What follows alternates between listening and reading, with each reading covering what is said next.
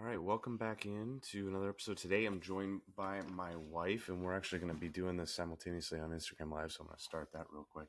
But my wife, Megan, who's here, and she's going to tell a little bit of her story about her journey kind of back into fitness after having 3 kids in 19 months, and really what the last year has been for her, where she's seen a lot of those progress things. So anybody who's might answer some questions, but it'll mostly be just her story, and we're just going to have a conversation. So appreciate you coming in, darling.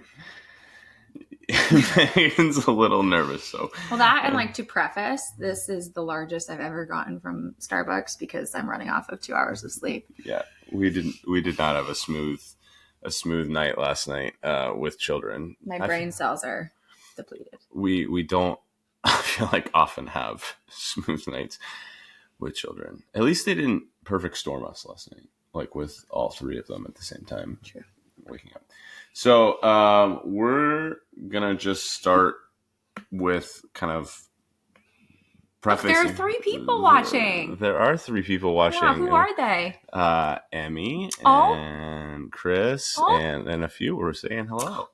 Hi, friends. So just want to start with a little bit of your story about, we had our oldest, Levi, March or April of 2020. The world shut down in March of 2020, so it wasn't going to the gym.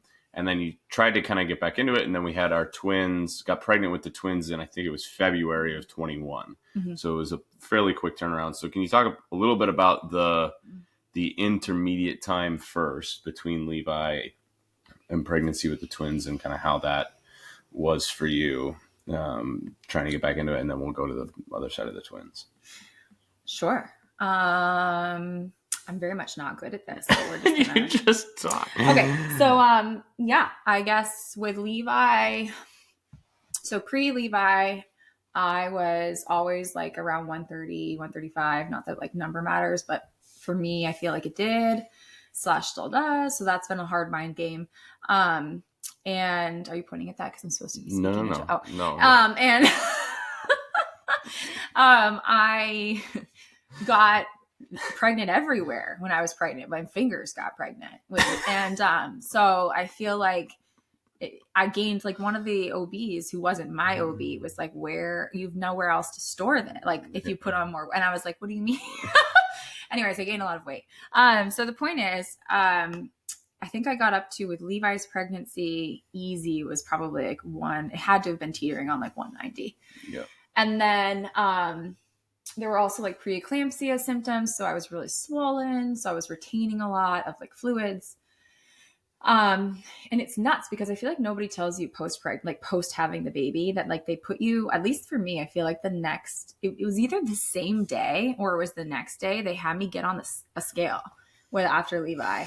And I went from 190 potentially to like 170. So just like with the fluid, the everything kind of being taken out of your body through the labor process, through birthing Levi, I dropped a significant amount. And that was like in itself like, oh, this is nice.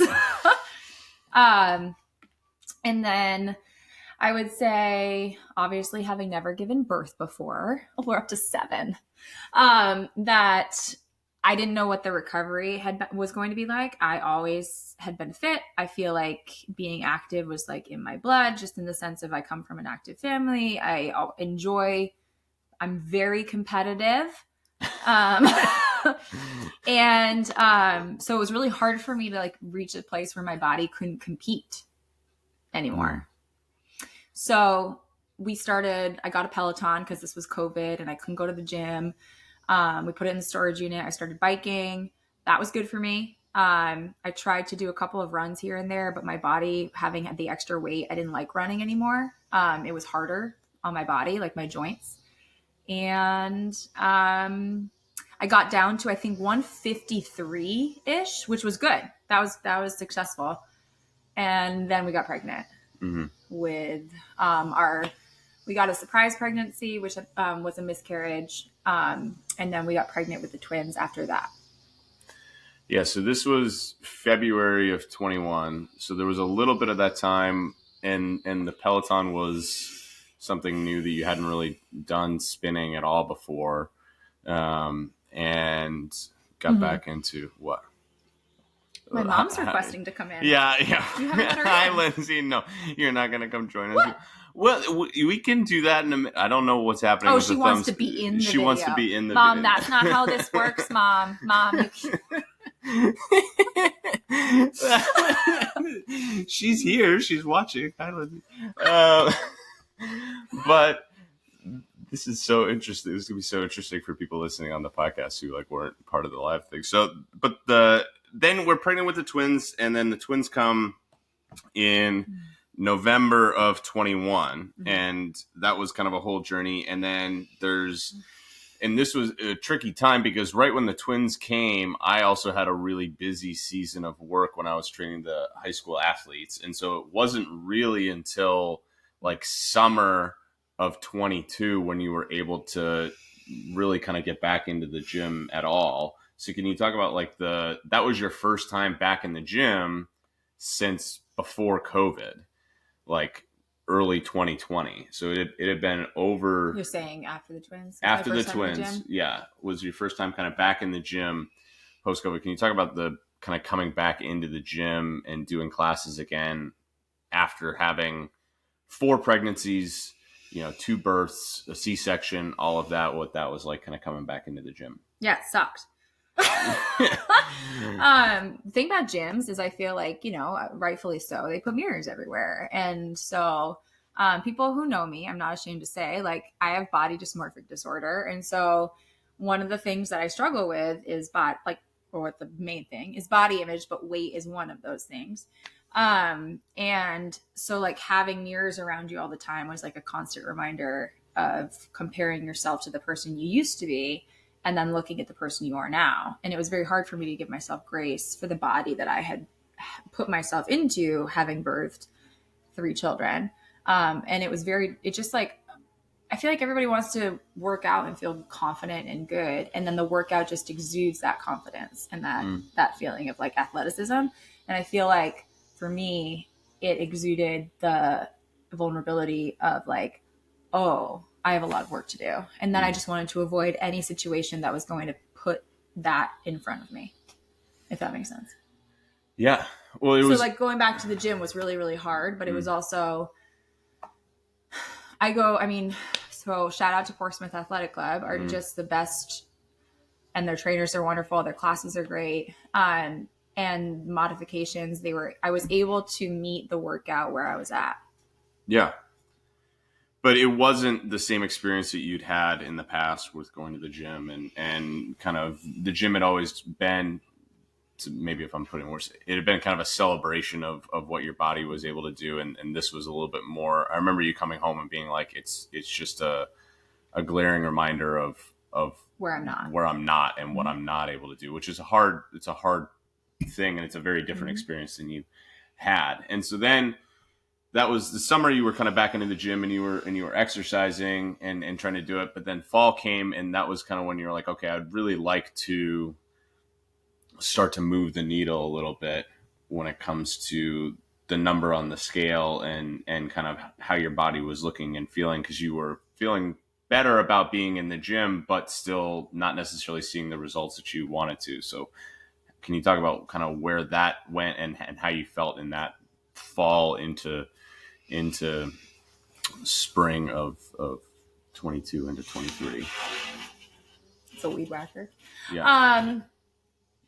Yeah. So this would have been before I started with John. Right around when you started with John. Yeah. So I don't know. I feel like I looked at you one time and I was trying to eat better. I was trying to work out. I was working out. I definitely wasn't doing anything perfectly, but I felt like I should have been seeing more progress than I was. Yeah. And the fact that I wasn't seeing any or very little progress was super discouraging for me. And then I kind of got to a place where I was like, am I even capable of losing weight? Like, will it actually come off, or is it going to be, this is me forever? And so kind of my pit moment where I was like, just kind of grasping for straws. I was like, I need to do something differently and I need accountability. And I didn't want you to hold me accountable because that caused some issues with like when I wanted to eat cheesecake and you were like, but do you? And I said, yes. And then you said, you don't. And I said, I do. And then yeah. So I feel like I reached out to John, who was my online trainer from like fall to January. Yeah, it was early 23. Just trying to switch it up and try something new. Also have somebody to hold me accountable for my nutrition on top of working out. I feel like for me, working out has always been the thing that I can get a groove into and like be slightly like addicted to. Like I really enjoy it. It's always been the eating, because for me, I never had to worry about what I was eating because I always was like, well, I'm going to work out anyways, and it kind of evened out. Yeah. And you tried a few different things with John. Shout out John Vlachianakos. That was my best attempt. Strong John Fitness. My buddy John, who was Megan's coach and was great.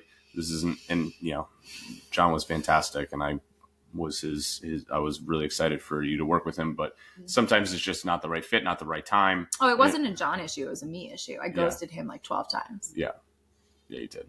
Yeah. Because I was ashamed. No, it's because I didn't want to, I wasn't holding at my end of the bargain. So I just didn't want to show up because I didn't want to admit that.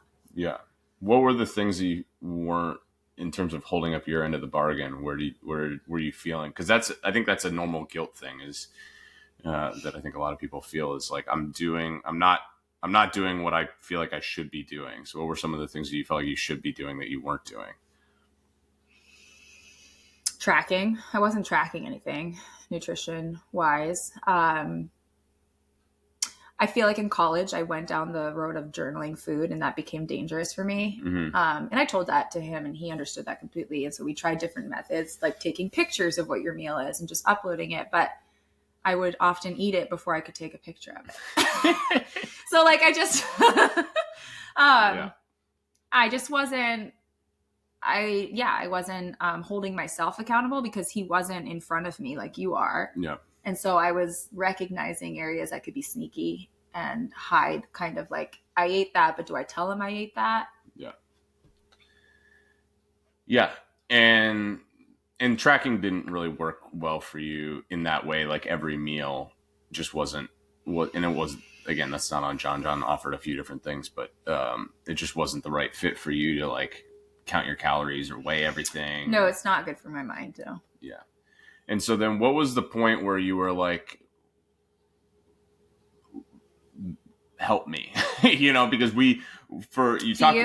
me, because there was a long time where I didn't like, there was a reason why I like pointed you to John was because I think we both knew, and this was one of the questions that got when I put this on my Instagram story was like, what was it like for you to work with me as a coach versus somebody else?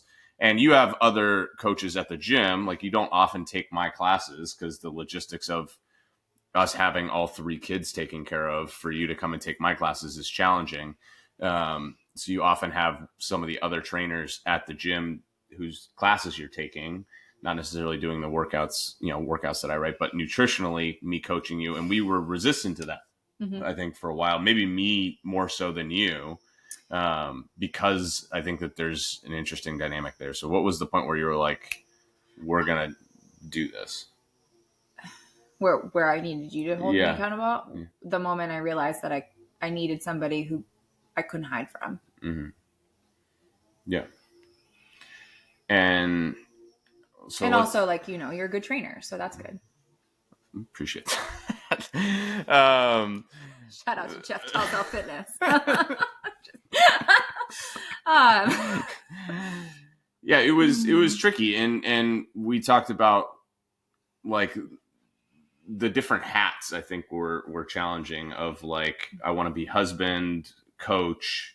Well, truthfully, one of the things that you took on for me that we knew wasn't great for me is you did a lot of my tracking, and so like you kind of actually did a lot of the stuff that you do for your clients, but I didn't have to worry about it taking up my mental space. So like you laid out my nutritional plan, you laid out, we got a scale, which typically wouldn't be healthy for me, but you just told me this is the number that needs to be on it for like my yogurt breakfast. Here's how much yogurt versus chocolate versus frozen blueberries. And I needed that. Like I needed to not eye it anymore and like wing it kind of thing. Cause in my mind, winging it was fine, but it wasn't because nothing was changing.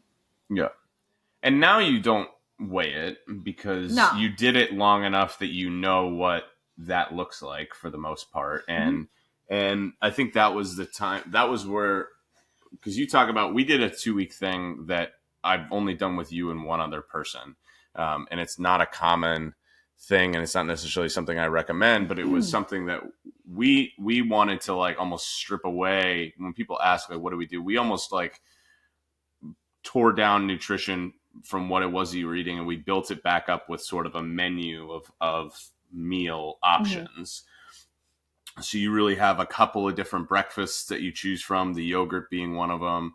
You have lunches, leftover dinner from the night before, or it's some variation of a salad with chicken on it. And then we have dinner. And then that gives you the flexibility to have, all right, we go out to dinner, or you have your wine at the end of the night and things like that. The things you have cheesecake, and I just kind of give you a hard time about it. You share the cheesecake with me. I also share the cheesecake with you. Give me a hard time about it. You get a fork. I do, 100%. Okay. That's not true at all. But no, the idea, I think, for what shifted was, what was kind of the big shift nutritionally for you when we did that, and how did that impact how you mentally felt about it? So I think the thing with the 2-week period of time was it was a way for myself to logically reason with the emotional side of myself, because I feel like emotionally I had truly believed at that point I was incapable of losing weight. Like there was nothing that was going to work. Why not lean into it? Why not snack after 9 p.m. all the time? Drink the wine, eat the ice cream. And I think the moment that we did the 2 weeks, and at the end of the 2 weeks, almost feel like reset a little bit. And like, even if it was like maybe 1 or 2 pounds that I had seen change, it was like the logical response or reminder, I guess, of like, this can happen. Like you can do this. And that's kind of all I needed for my emotional side to say like, okay, I can get on board. I know that I needed like proof almost of like, can things shift? Because nothing's shifting. And the moment that I saw that change, even if it was minor, was motivational. Yeah, you saw the scale move. You saw some results happen, and it was like kind of evidence that I wasn't stuck. You weren't stuck, and this wasn't your forever reality a little bit. Right. And so we went and you steered away from the things that you thought you were going to steer into, which was the snacking and things like that. So we were talking about it last night in terms of, thank you, darling. You had a rogue eyebrow? I have a lot of rogue eyebrows. My eyebrows are all over the place. But the thing that we talked about last night that I think has been the biggest shift is the snacking thing for you. Like you don't snack really ever right now, whereas you used to like come home after school and have. I feel like my eating routine before used to be very like infrequent meals. Yeah. Except for I wouldn't eat a consistent like solid meal, breakfast, lunch, dinner. I would usually like not eat something and then load up in one or the other, like almost overcompensate at the end or the beginning of the day. And then snacking was like the way that I fueled myself. Yeah. And now I feel like it's very much shifted to I snack, but it's not like a habit. And I still make bad choices, but like I don't feel guilty about them, maybe because it's so infrequent, I feel like, because the meals that I'm now eating keep me more full. Yeah. You're not snacking to keep yourself going. Yeah. You're snacking sometimes because you want it, sometimes out of, other reasons. But the fact that it's infrequent does make you feel I think, less guilty about snacking or cheesecake or, any of the treats or those types of things. They're the exception rather than the rule. Yeah, and I feel like I've heard you say this too, and I feel like I've learned it more and more. Is like, am I filling myself with something that's like almost like you use the term like empty calories? Like, is this good fuel or bad fuel? Like, if I'm really hungry and I go over to the pantry and I love our kids' Welch's fruit snacks, they're so good. And I like down 3 packages of those. They're tiny,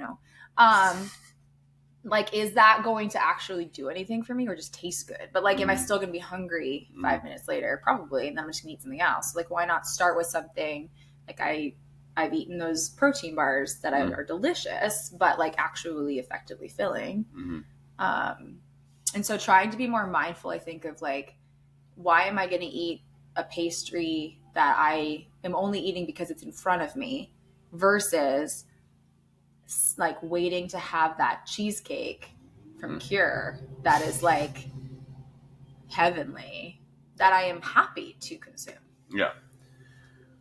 The intentional decision making versus the like I'm eating it because it's there, or I'm eating it because I'm bored, or for whatever reason, versus I'm doing this on purpose, and then you feel no guilt about it, like this coffee treats or wine at the end of the night or whatever, those types of things, or my margaritas, are things that aren't, you don't really feel any guilt about anymore, whereas they were a little bit of it was a cyclical trap before, because I feel like I would be like, I can't have that. I'd have it. I feel guilty about having it. I wouldn't want to have it again, and then I'd have it again. And it was just like there's freedom now. I feel like before it was like I was, not free. That was well said. So tired. It was a lot. We were in the guilt and shame cycle, and so I think from a nutritional perspective, when people have to ask like, what were the big things, is you simplified it to like, you have your menu of things that you eat, and so then the off schedule things are the exception rather than the rule. The little snacking, a lot more protein, I think, in your meals than otherwise, and then you've been super consistent at the gym,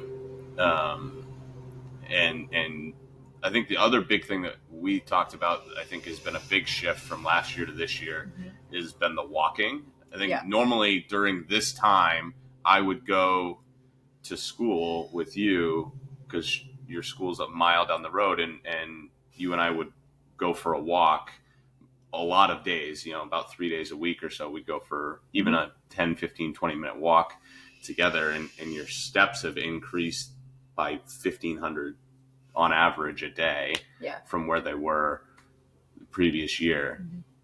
So how has that kind of played in? Because I feel like now it was a little bit more of the exception in terms of walking, versus now I feel like you're like, hey, what if we go for a walk, sort of thing. And what was the exception in terms of walking? You mean like I always doubted walking as being effective? Yeah, and would be less inclined to go walk. Yeah, I thought that I had to sweat a lot. Yeah. I run like 20 miles. And it's been eye-opening that walking is so great. I mean, we go for family walks.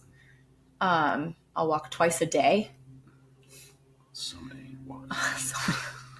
And yeah, I just feel like walking doesn't hurt my body as much as like running did, but it still is good for you. And that was eye-opening. And you have a lot more, I can walk with the kids versus like running is more of a thing. And walking, I feel like pleasantly surprised me with how effective it was. But it's been nice to include that in the workout routine, because before I don't think I saw it as like part of a workout. Yeah. So I think the biggest thing, and where we want to end, is like, you've said that you're still not quite where you would like to be, but obviously you've made a lot of progress and have had quite a few wins in this season and celebrating some of those. So what, again, on the scale and the measuring tape, those are 25 pounds and 18 total inches, which is nuts. But it's, I think, hard sometimes to remember that because you're just kind of in it. But what are some of the wins in terms of other things, how you're feeling on the heels of, having been doing this really pretty consistently for a year? Yeah. So I think one of the things, this is going to sound maybe vain, I don't really know, that I've been finding myself and embracing.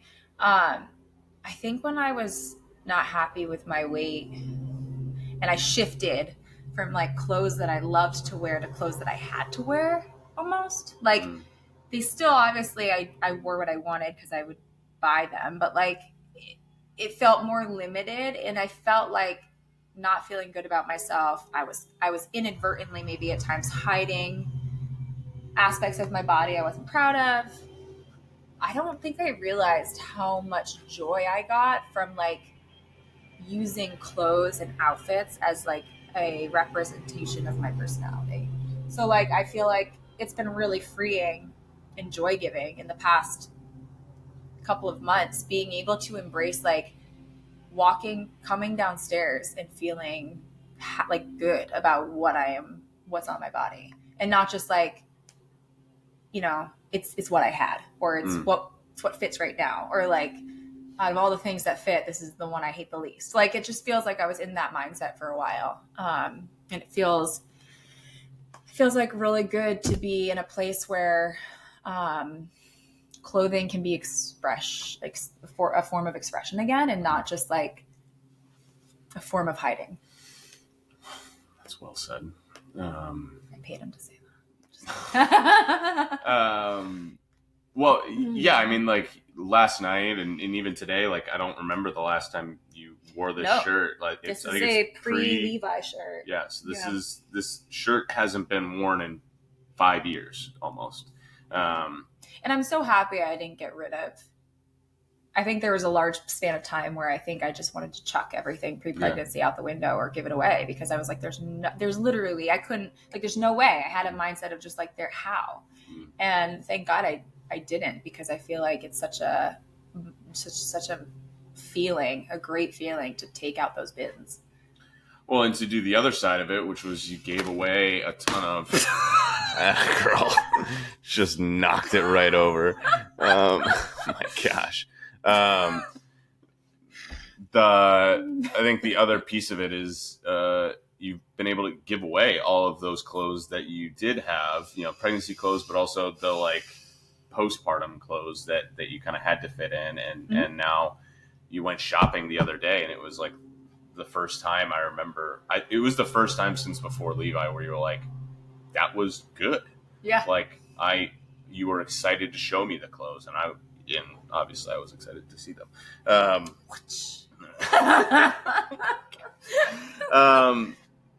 Any kind of last things? I know we gotta hop off here, but any last things that you wanted to share or say? No, I don't think so. It's been I don't know. I could talk forever. I feel like to moms and just like women, and it's just and I don't know everything at all. And consistency's been huge. Support system. I'm not oblivious to the fact that like, or ignorant to the fact that like I am very lucky to have the ability to go to the gym as frequently as I do. And so I feel very lucky in that regard, to have the freedom to be able to focus so much on consistency and schedule. Yeah. Oh, it makes a big difference. If you want to chat, I'm sure that, you've said like you would chat with anybody, so you can reach out to Megan. Yeah. Sure. Just kidding. Yeah, I said it's fine. Really just said. I did. So if you're listening to the podcast, I'll put Megan's handle in the show notes. If you're on Instagram now, you can find her as Delzell Photography. She's also a great photographer if you're in the Seacoast, New Hampshire region. But sure, thank you for coming on and sharing your story. Thank you for coaching me. This is so... Should we end in a high five? No, we shouldn't. That would be worse. But how do you end these things? I've never done it with a coach. This has been swell. All right. Thank you all very much, and we'll chat with you soon. High five.